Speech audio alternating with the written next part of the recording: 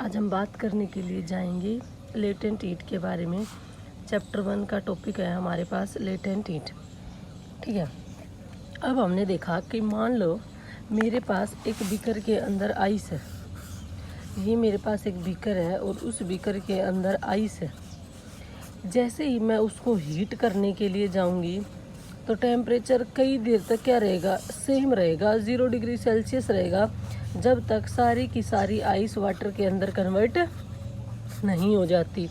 तो आइस जब वाटर से कन्वर्ट हुई और मैं इसको हीट कर रही हूँ तो टेम्परेचर क्यों नहीं बढ़ा?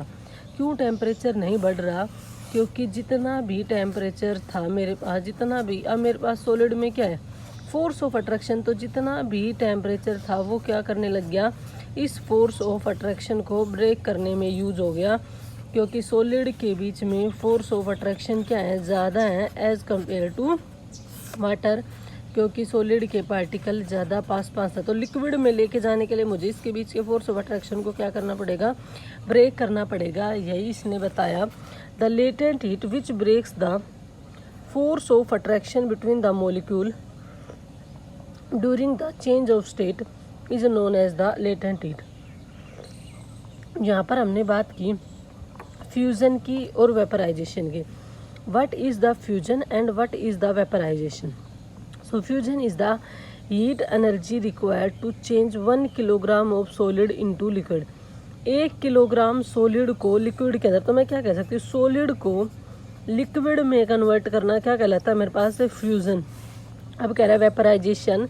वेपराइजेशन में क्या होगा कि जितनी एनर्जी चाहिए मुझे लिक्विड को गैस के अंदर कन्वर्ट करने की at the atmospheric pressure is known as the vaporisation. Thus we can say that pressure and temperature determine the state of a substance whether it will be। हम पढ़ चुके थे कि लास्ट क्लास में सॉलिड CO2 के बारे में कि प्रेशर और टेम्परेचर भी इम्पोर्टेंट रोल अदा करते हैं किसी भी स्टेट के अंदर, कि सॉलिड होगा, लिक्विड होगा, गैस होगा। अब हम बात कर रहे हैं इवेपोरेशन और बॉइलिंग की। Part of matter are always moving are never at rest. हमें पता है कि पार्टिकल ऑफ मैटर हमेशा क्या करते हैं, इधर उधर मूव करते रहते हैं, वो कभी भी रेस्ट पे नहीं रहते। सॉलिड के पार्टिकल क्या करते हैं, अपनी पोजीशन पर क्या करते रहते हैं भाई, वाइब्रेट करते रहते हैं। At a given temperature of any gas, liquid और solid, there are particle with different amount of kinetic energy. Kinetic energy किस में हेल्प करती है, पार्टिकल्स को मूविंग के अंदर हेल्प करती है।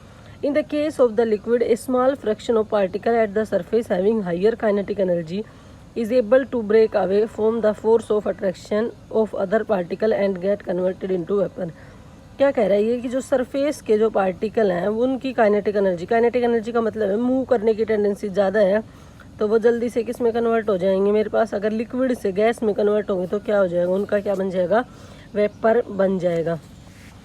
This phenomenon of change of liquid into vapor at any temperature below its boiling point is called evaporation। तो यही कि लिक्विड का किस में चेंज होना, वेपर में चेंज होना है एट एनी टेम्परेचर, उसके बॉइलिंग पॉइंट से नीचे, is known as the evaporation. So आज की वीडियो में हमने क्या डिस्कस किया, लेटेंट हीट के बारे में, फ्यूज़न और वेपराइजेशन के बारे में कम्प्लीटली डिस्कस किया, और पार्टिकल की काइनेटिक एनर्जी के बारे में। Thank you, have a nice day.